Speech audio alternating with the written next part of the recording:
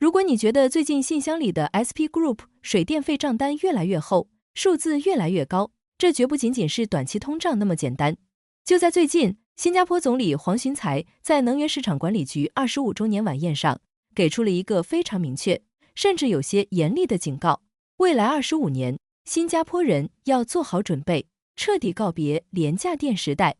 这并非在过度渲染危机，而是因为我们正面临着地缘动荡和运算需求双重夹击下的能源供应挑战。今天，我们就来客观梳理一下黄循财这份立足现实的生存纲领背后，到底藏着新加坡怎样的结构性难题。而为了保证你家里的冷气未来还能照常运转，国家又在进行怎样的长期规划。了解新加坡地理环境的人都知道，我们是一个水资源和能源都高度依赖外部供应的国家。目前，新加坡95%以上的电力都依赖进口天然气。过去20多年，自从2001年 EMA 成立，推动电力市场自由化以来，市场竞争机制确实帮我们把电价维持在了一个相对合理的区间。但现在，现有的运作模式已经达到了物理极限。看看现在的国际新闻，俄乌冲突、中东局势、马六甲海峡等重要航线的地缘政治风险在不断加剧，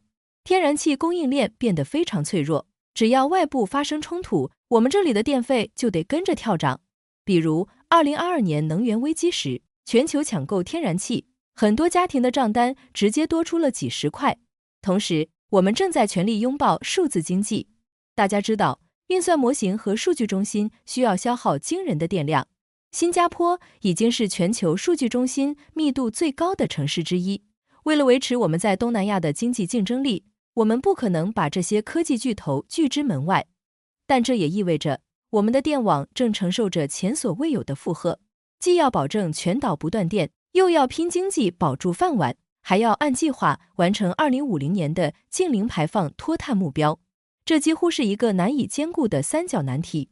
那么，面对这种结构性困境，新加坡该如何应对？在这次演讲中，黄循财总理非常坦白地提出了一个核心观点：新加坡的能源转型没有单一的捷径，意思就是没有任何一种奇迹技术能瞬间解决我们的困境。说到这儿，很多人可能会问，新加坡常年夏天，阳光这么烈，为什么不多铺点太阳能板？事实上，政府的推进力度已经达到了极限。过去5年，我们全岛的太阳能装机容量增长了近5倍。你抬头看看那些 HDB 组屋的屋顶，甚至蓄水池的水面上，基本都铺满了太阳能板。但现实的物理限制是严格的，我们的国土面积实在太小了，700多平方公里的土地，就算每一寸能用的地方都铺上光伏板，最多也只能满足我们一小部分的电力需求。而且热带气候云层厚，常常下雷阵雨，太阳能具有很强的间歇性，根本无法提供24小时不间断的稳定机载电力。一旦遇到连阴雨天，电网就会面临巨大缺口。既然本土的自然资源指望不上，新加坡最擅长的实用主义哲学就该上场了。政府现在的策略是，通过高度分散的供应链去管理国家的能源进口，绝不依赖单一的供应渠道。最典型的例子就是 LTMS 项目，也就是把老挝充沛的水力发电通过泰国和马来西亚的现有电网，跨越几千公里一路输送到新加坡。这不仅是东盟历史上第一次实现4国跨境电力交易，更是一项深谋远虑的地缘政治规划。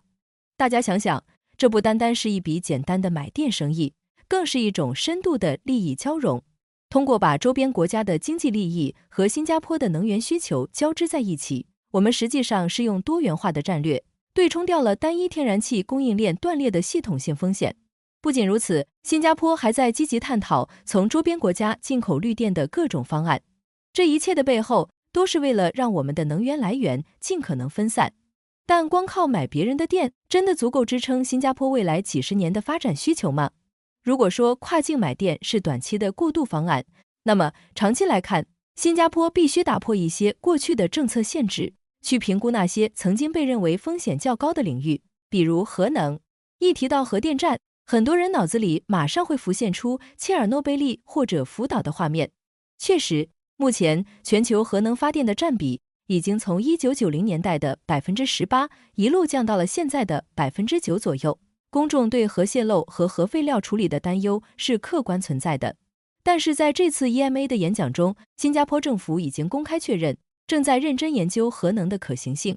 为什么明知有巨大争议还要推进？因为物理规律摆在那里，一颗指尖大小的铀燃料，它释放出来的能量相当于燃烧整整1吨煤。对于土地寸土寸金又迫切需要稳定清洁电力的新加坡来说，这种突出的能量密度具有无法抗拒的吸引力。当然，大家先别慌，以新加坡的人口密度和面积，我们不可能去建那种需要庞大冷却水系统和广阔缓冲区的传统大型核电站。政府目前紧盯的是新一代的小型模块化反应堆，也就是 SMR 技术。这种技术不仅占地面积小，而且在设计上采用了被动安全系统，即使遇到极端情况也能自动冷却，甚至可以建在地下深处，大大降低了安全风险。与此同时，除了核能，我们在玉郎岛也已经启动了氨能发电的试点。氨是氢能的一种优秀载体，它在燃烧时完全不排放二氧化碳。大家要明白，官方现在公布这些研究方向，绝不是说我们明天就要在东海岸或者大市建一个核反应堆，而是展现了新加坡一贯的生存哲学，保留所有选项，绝不盲目跟风。在这个技术迭代迅速、地缘风险随时爆发的时代，我们投入大量资金去做这些前沿研究和人才储备，本质上不仅是在寻找新能源，更是在用实际的资源投入，为国家的生存和经济转型购买最宝贵的时间。只有当我们自己掌握了评估这些前沿技术的能力，当技术完全成熟的那一天，新加坡才能在第一时间做出最符合国家利益的决定。说到底，黄循财总理这次的演讲其实是一次面向全体国民的预期管理。未来25年，为了更安全的供应链，为了能撑起 AI 时代庞大的数据中心，也为了应对气候变化，我们不可避免的要为新技术和多元化支付溢价。告别廉价电，其实是我们为了保住国家竞争力和生存底线，必须共同承担的系统成本。那么，我想把这个问题抛给大家。如果未来技术成熟，要在新加坡引入小型核能技术来稳定电价，你个人能接受吗？欢迎在评论区留言，分享你的具体看法。如果你觉得这期内容把复杂的宏观政策梳理得足够具体、透彻，请记得点赞、订阅频道并打开小铃铛。我们下期视频见。